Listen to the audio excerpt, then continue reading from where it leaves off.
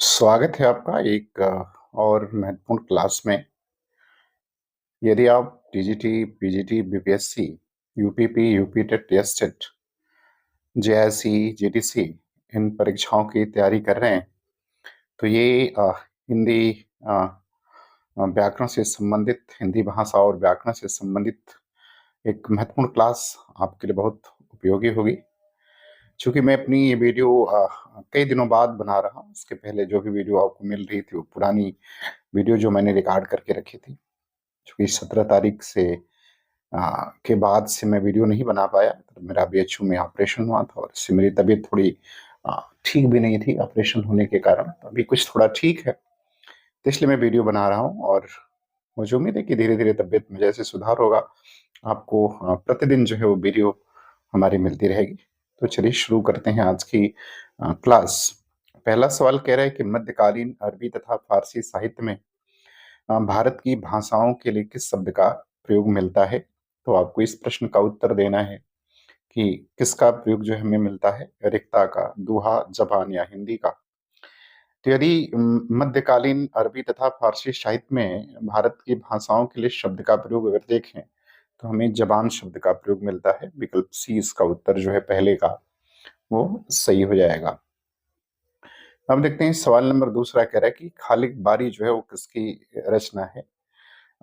खालिक खलक की, रहीम की, अमीर खुसरो की या अकबर की। तो आपको खालिक बारी रचना के बारे में बताना है। तो खालिक बारी जो रचना है वो अमीर खुसरो के द्वारा लिखित जो है वो रचना है। तीसरे सवाल को देखें तो कह रहा है कि खड़ी बोली हिंदी में सर्वप्रथम रचना करने वाले कवि का नाम क्या है। तो आपको ये बताना है कि खड़ी बोली हिंदी में सबसे पहले रचना करने वाले कौन कवि हैं। जायसी हैं, खुसरो हैं, विद्यापति हैं या भारतेंदु हैं। तो खड़ी बोली हिंदी में देखा जाए तो सबसे पहले रचना करने वाले जो कवि हैं वो अमीर खुसरो हैं। तो इसका विकल्प बी जो है उत्तर आपका सही हो जाएगा सवाल नंबर तीसरे का। अब देखते हैं, हम लोग बात करते हैं सवाल नंबर चौथे की। चौथे में कह रहे हैं कि हिंदी के उद्भव का सही क्रम क्या है। तो आपको ये बताना है कि हिंदी की जो उत्पत्ति है उसका सही क्रम क्या है।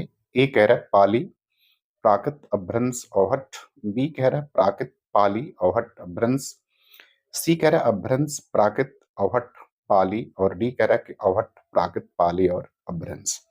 तो आपको इसका एक सही जो क्रम है उस क्रम को बताना है। तो हिंदी के अगर उद्भव का सही क्रम देखा जाए तो सही क्रम पाली, प्राकृत, अपभ्रंश और आ, अवहट्ट होगा। पाली के बाद प्राकृत का विकास, प्राकृत के बाद अपभ्रंश और अपभ्रंश की उत्तरी अवस्था अवहट्ट कहलाती है। तो विकल्प ए जो है सही हो जाएगा चौथे का। अब आते हैं सवाल नंबर पांचवें में। पांचवें में कह रहा है कि अपभ्रंश को पुरानी हिंदी किसने कहा है। तो आपको ये बताना है कि अपभ्रंश को पुरानी हिंदी किसने कहा है।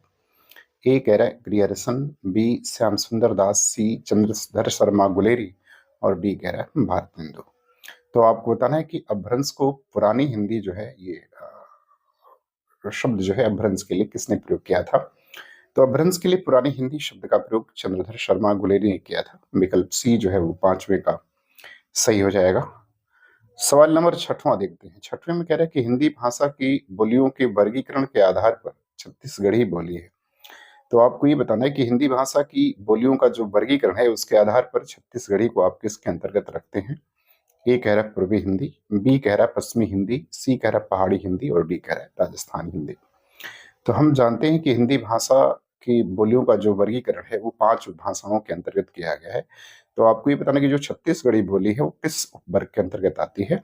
तो ये पूर्वी हिंदी के अंतर्गत आती है। तो विकल्प ए जो है वो छठवें का क्या होगा आपका सही हो जाएगा। अब आते हैं सवाल नंबर सातवें पर। सातवें में क्या कह रहे हैं। कह रहा है कि अपभ्रंश की उत्तरकालीन अवस्था का नाम क्या है। तो आपको ये बताना है कि अपभ्रंश की उत्तरकालीन जो अवस्था है इसका नाम क्या है। ए कह रहा है पाली, बी कह रहा है प्राकृत, सी कह रहा है संस्कृत और डी कह रहा है अवध। तो आपको बताना है कि अपभ्रंश की उत्तरकालीन अवस्था का नाम क्या है। पाली है, प्राकृत है, संस्कृत है या अवध है। तो अपभ्रंश की जो उत्तरकालीन अवस्था है इसका नाम अवहट्ट है। तो विकल्प डी जो है वो सातवें का क्या होगा आपका सही हो जाएगा। सवाल नंबर आठवां। आठवें में कह रहे हैं कि सौरसेनी अपभ्रंश से किस उपभाषा का विकास हुआ है। तो आपको बताना है कि सौरसेनी अपभ्रंश से वो किस उपभाषा का विकास हुआ है। ए कह रहा है बिहारी, बी राजस्थानी, सी बांग्ला और डी कह रहा है पंजाबी। तो आपको बताना कि सौरसेनी से किस भाषा का विकास हुआ है? तो सौरसेनी उप अपभ्रंश से जो है वो राजस्थानी का विकास हुआ है, तो विकल्प बी जो है वो आपका सही हो जाएगा। जबकि बिहारी जो है वो मागधी के अंतर्गत आती है। आते हैं सवाल नंबर 9 में। 9 में क्या कह रहे हैं? कह रहे हैं अपभ्रंश और पुरानी हिंदी के मध्य का समय कहा जाता है। तो आपको ये बताना है कि अपभ्रंश और पुरानी हिंदी के मध्य के समय को क्या कहा जाता है? ए कह रहा है उत्कर्ष काल, बी कह रहा है अवसान काल, सी कह रहा है संक्रांति काल और डी कह रहा है प्राकृत काल। तो आपको बताना है कि अपभ्रंश और पुरानी हिंदी के मध्य का जो समय है उसे क्या कहा जाता है? तो उसे संक्रांति का काल कहा जाता है। विकल्प सी जो है आपका आंसर 9 का सही हो जाएगा।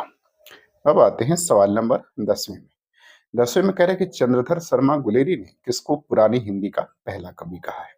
तो आपको ये बताना है कि गुलेरी जी ने जो है वो किसको आ, पुरानी हिंदी का पहला कवि कहा है? ए कह रहा है सरहापाद, बी स्वयंभू, सी रमा राजा मुंज और डी कह रहे हैं पुष्पदंत। तो आपको चंद्रधर शर्मा गुलेरी के अनुसार बताना है कि इन्होंने किसको पुरानी हिंदी का पहला कवि माना है। तो इन्होंने राजा मंज को पहला कवि माना है।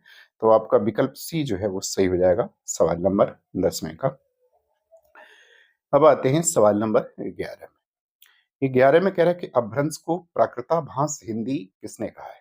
तो आपको बताना है कि अपभ्रंश को प्राकृताभास हिंदी जो है वो किसने कहा है? ए कह रहा है चंद्रधर शर्मा गुलेरी, बी राहुल सांकृत्यायन और सी कह रहा है रामचंद्र शुक्ल और डी कह रहा है हजारी प्रसाद द्विवेदी। तो आपको बताना है कि अपभ्रंश को प्राकृत भाष हिंदी जो है वो किसने कहा है? तो अपभ्रंश को प्राकृत भाष हिंदी जो है वो आचार्य रामचंद्र शुक्ल जी ने कहा था। विकल्प सी जो है वो आपका 11 का क्या होगा वो सही हो जाएगा। 12 में कह रहा है कि पंजाबी का विकास आपको बताना है कि वो किस अपभ्रंश से हुआ है। तो पंजाबी के विकास में के बारे में आपको बताना है कि पंजाबी का विकास जो है वो किस अपभ्रंश से हुआ है?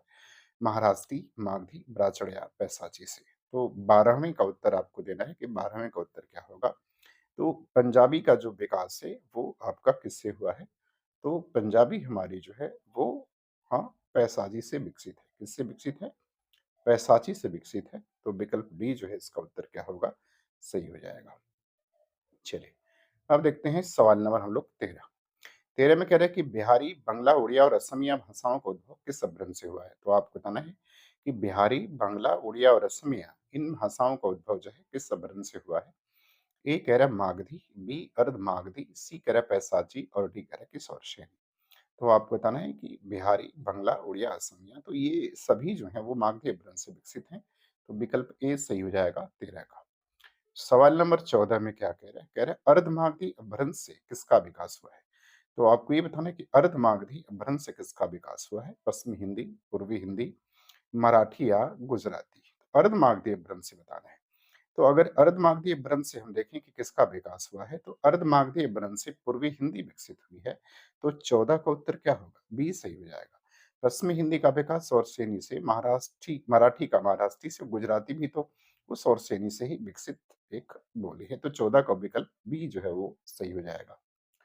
अब आते हैं सवाल नंबर 15। 15 में कह रहे हैं कि सौरसेनी अपभ्रंश से उत्पन्न भाषाएं हैं। तो आपको ये बताना है कि सौरसेनी अपभ्रंश उत्पन्न इनमें से कौन-कौन सी भाषाएँ हैं? ए कह रहा है ब्रज भाषा, अवधी, कुमाऊनी और गढ़वाली। बी कह रहा है पश्चिमी हिंदी, राजस्थानी, पहाड़ी और गुजराती। सी कह रहा है बिहारी, बंगला, उड़िया और असमिया। डी कह रहा है लहंदा, पंजाबी, गुजराती और मराठी। तो आपको ये बताना है कि इसमें से वो कौन-सा विकल्प है जिसमें सौरसेनी अपभ्रंश से उपरंत भाषाएँ हैं? तो अगर इसमें देखा जाए तो विकल्प बी है, जिसमें सभी की सभी जो है वो किससे हैं? सौरसेनी से है। ए में ब्रज भाषा तो सौरसेनी से है, लेकिन अवधी जो है वो उसके अंतर्गत नहीं आती है, वो अर्धमागधी के अंतर्गत आती है, तो इसलिए विकल्प नहीं होगा। सी में भी मागधी हो जाएगा और इसमें ब्राह्मण बैसाची हो जाएगा डी में। तो इसमें विकल्प अलग-अलग है, जबकि बी में पश्चिमी हिंदी, राजस्थानी और पहाड़ी और गुजराती ये सभी के सभी सौरसेनी से विकसित हैं, तो विकल्प बी सही हो जाएगा सवाल नंबर 15 का। अब आते हैं सवाल नंबर 16। 16 में कह रहा है कि सिंधी भाषा का उद्भव हुआ है। तो आपको ये बताना है कि सिंधी भाषा जो है वो किससे उत्पन्न हुई है? प्राचीन अपभ्रंश से, पैशाची अपभ्रंश से, मागधी अपभ्रंश से या सौरसेनी अपभ्रंश से। तो सिंधी के बारे में आपको बताना है कि सिंधी का उद्भव किससे हुआ है? तो सिंधी का उद्भव अगर देखें तो प्राचीन अपभ्रंश से होता है, अर्थात विकल्प ए जो है वो 16 का क्या होगा? वो ए विकल्प सही हो जाएगा। अगर 17 नंबर सवाल में देखें तो 17 में कह रहा है कि अवधि का उद्भव किस अपभ्रंश से हुआ है? तो आपको ये बताना है कि अवधि का उद्भव जो है वो किस अपभ्रंश से हुआ है? ए कह रहा है स्वरसेनी, बी कह रहा है पैशाची और सी कह रहा है मागधी और डी कह रहा है कि अर्धमागधी। तो अवधि का को आपको उद्भव बताना है कि अवधि किस अपभ्रंश से जो है उत्पन्न हुई है। तो अवधि जो है वो अर्धमागधी से आती है, स्वरसेनी से नहीं आती है। ये अर्धमागधी से आती है। विकल्प डी सही हो जाएगा 17 का। अब आते हैं सवाल नंबर 18। 18 में कह रहे हैं कि कचहरियों में हिंदी प्रवेश आंदोलन का मुख्य पत्र किस पत्र को माना जाता है?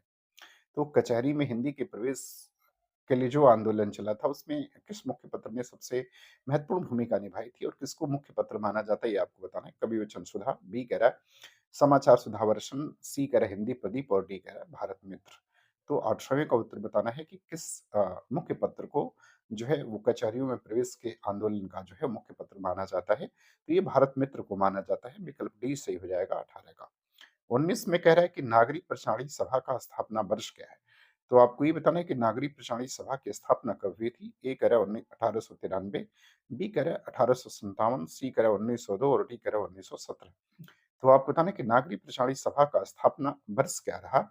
तो नागरिक प्रशासनिक सभा का स्थापना वर्ष जो है वो 1893 रहा। तो विकल्प ए जो है 19 का सही हो जाएगा। अब आते हैं सवाल नंबर 20वें में। 20वें में क्या कह रहा है? 20वें में कह रहा है कि नागरिक प्रशासनिक सभा के संस्थापकों में थे। तो आपको बताना है कि नागरिक प्रशासनिक सभा के संस्थापकों में कौन थे? ए कह रहा है शिव कुमार सिंह और बाबू श्याम सुंदर दास, बी कह रहा है रामचंद्र शुक्ल और भारतेंदु हरिश्चंद्र, सी कह रहा है पंडित प्रताप नारायण मिश्र और बालकृष्ण भट्ट, डी कह रहा है जगन्नाथ दास रत्नाकर और शिव प्रसाद गुप्त। तो आपको बताना है कि नागरिक प्रशासनिक सभा के संस्थापकों में कौन थे? तो शिव कुमार सिंह और बाबू श्याम सुंदर दास थे। विकल्प ए जो है आपका सवाल नंबर 20वें का उत्तर क्या होगा? वो सही हो जाएगा। अब आते हैं सवाल नंबर 21 में। 21 में कह रहा है कि काशी नागरिक प्रशासनिक सभा के संस्थापकों में कौन नहीं है? तो आप बताना इनमें से कौन जो है नागरिक प्रशासनिक सभा के संस्थापकों में नहीं है? ए कह रहा है बाबू श्याम सुंदर दास, बी कह रहा है ठाकुर शिव कुमार सिंह, सी कह रहा है राम नारायण मिश्र और डी कह रहा है रामचंद्र शुक्ल। तो आपको बताना है कि काशी नागरिक प्रशासनिक सभा के संस्थापकों में कौन नहीं है? तो देखिए बाबू श्याम सुंदर दास, ठाकुर शिव कुमार सिंह और राम नारायण मिश्र तीनों थे। शुक्ल जी इसमें नहीं है। विकल्प डी सही हो जाएगा। 22 में कह रहा है कि फोर्ट विलियम कॉलेज की स्थापना कब हुई है? आपको ये बताना है कि फोर्ट विलियम कॉलेज की स्थापना कब हुई है? तो फोर्ट विलियम कॉलेज की स्थापना लॉर्ड वेलेस्ली द्वारा सन जो है 1800 में की गई थी। विकल्प सी जो है इसका उत्तर सही हो जाएगा। तो 22 का सी जो है वो करेक्ट आंसर हो जाएगा। अब आते हैं सवाल नंबर 23 में। 23 में कह रहा है कि फोर्ट विलियम कॉलेज की स्थापना कहाँ हुई थी? तो ये तो पीछे में समय बताना था, इसमें बताना कहाँ हुई थी। ए कह रहा है लखनऊ, बी कह रहा है हैदराबाद, सी कह रहा है दिल्ली और डी कह रहा है कलकत्ता। तो आपको बताना है कि फोर्ट विलियम कॉलेज की स्थापना कहाँ हुई थी? तो फोर्ट विलियम कॉलेज की स्थापना 1800 में कलकत्ता में हुई थी। तो विकल्प डी जो है वो सही हो जाएगा। सवाल नंबर 24। 24 में कह रहा है कि महावीर प्रसाद द्विवेदी को किस वर्ष सरस्वती पत्रिका के संपादक के रूप में नियुक्त किया गया था? तो आपको ये बताना है कि सरस्वती पत्रिका के संपादक के रूप में महावीर प्रसाद द्विवेदी को किस वर्ष नियुक्त किया गया था? सरस्वती पत्रिका का प्रकाशन 1900 में शुरू होता है, लेकिन महावीर प्रसाद द्विवेदी को 1903 में इसका जो है वो संपादक नियुक्त किया गया। विकल्प बी सही हो जाएगा सवाल नंबर 24 का। अब आते हैं सवाल नंबर 25 में। 25 में कह रहा है कि संविधान सभा में हिंदी को राजभाषा बनाने का प्रस्ताव किसने रखा? तो आपको ये बताना है कि संविधान सभा में हिंदी को राजभाषा बनाने का प्रस्ताव किसने रखा था? ए कह रहा है गोपाल स्वामी आयंगर ने, बी सरदार वल्लभ भाई पटेल, सी डॉक्टर भीमराव अम्बेडकर, डी पंडित जवाहरलाल नेहरू। तो आपको बताना है कि संविधान सभा में हिंदी को राजभाषा बनाने का प्रस्ताव जो है वो किसके द्वारा रखा गया था? तो यह गोपाल स्वामी आयंगर के द्वारा रखा गया था। विकल्प ए जो है इसका आंसर सही हो जाएगा। सवाल नंबर 26 में कह रहा है कि भारतीय संविधान में हिंदी को मान्यता कब मिली? तो आपको ये बताना है कि भारतीय संविधान में हिंदी को मान्यता कब मिली? ए कह रहा है 26 जनवरी 1950, बी कह रहा है 14 सितंबर 1949, सी कह रहा है 15 अगस्त 1947 और डी कह रहा है कि 14 सितंबर 1955। तो भारतीय संविधान में हिंदी को जो मान्यता मिली वो 14 सितंबर 1949 को मिली थी, इसलिए 14 सितंबर को जो है एक विशेष महत्व भी है इसका। तो 14 सितंबर 1949 को जो है भारतीय संविधान में हिंदी को क्या मिली थी? वो अ, मान्यता जो है वो मिली थी। तो विकल्प बी जो है आपका 26 का उत्तर क्या होगा? वो सही हो जाएगा। चलिए, अब बात करते हैं सवाल नंबर 27 की। 27 में कह रहा है कि निम्नलिखित में से मुस्लिम शासन के प्रभाव से आया शब्द है। तो आपको ये बताना है कि निम्न में से कौन-सा शब्द जो है वो मुस्लिम शासन के प्रभाव से आया है? ए हवालात, बी रेल, सी बाड़ा और डी ग्लास। तो आपको बताना है कि कौन-सा शब्द जो है वो मुस्लिम शासन के प्रभाव से आया है। तो हवालात शब्द जो है वो मुस्लिम शासन के प्रभाव से आया है। विकल्प ए सही हो जाएगा 27 का। सवाल नंबर 28 में कहता है कि भारतीय भाषाओं को भारतीय संविधान की किस अनुसूची में शामिल किया गया है? आपको ये बताना है कि भारतीय भाषाओं को भारतीय संविधान की किस अनुसूची में शामिल किया गया है? ए कह रहा है सप्तम, बी अष्टम, सी नवम और डी दसम। तो भारतीय संविधान में अगर देखा जाए तो ये अष्टम में शामिल है, तो विकल्प बी सही हो जाएगा सवाल नंबर 28 का। अब देखते हैं सवाल नंबर 29। 29 में कह रहा है कि संविधान के किस अनुच्छेद में कहा गया है, संघ की राजभाषा हिंदी और लिपि देवनागरी होगी। तो आपको ये बताना है कि संविधान के किस अनुच्छेद में यह बात कहा गया है कि संघ की राजभाषा हिंदी और लिपि देवनागरी होगी। ए कह रहा है 343, बी कह रहा है 344, सी कह रहा है 345 और डी कह रहा है 346। तो इसका उत्तर हो जाएगा विकल्प ए 343 में यह बात कही गई है। बात क्वेश्चन नंबर 30 की कह रहा है कि इनमें से किसको संविधान की अष्टम सूची में शामिल नहीं किया गया है। तो नीचे 4 भाषाएं लिखी हैं, आपको बताना है कि कौन सा जो है वो अष्टम सूची में शामिल नहीं है। ए डोंगरी, बी मैथिली, सी ब्रज और डी असमिया। तो 30वें का उत्तर देना है कि इसका उत्तर 30वें का जो है वो क्या सही होगा। तो 30वें का उत्तर जो है वो ब्रज सही हो जाएगा, ब्रज जो है वो शामिल नहीं है। तो मुझे उम्मीद है कि ये वीडियो आपको पसंद आएगी। अच्छा लगे तो आप चैनल को सब्सक्राइब ज़रूर करें और वीडियो को अधिक से अधिक शेयर करें। पूरा वीडियो देखने के लिए आपका बहुत-बहुत धन्यवाद।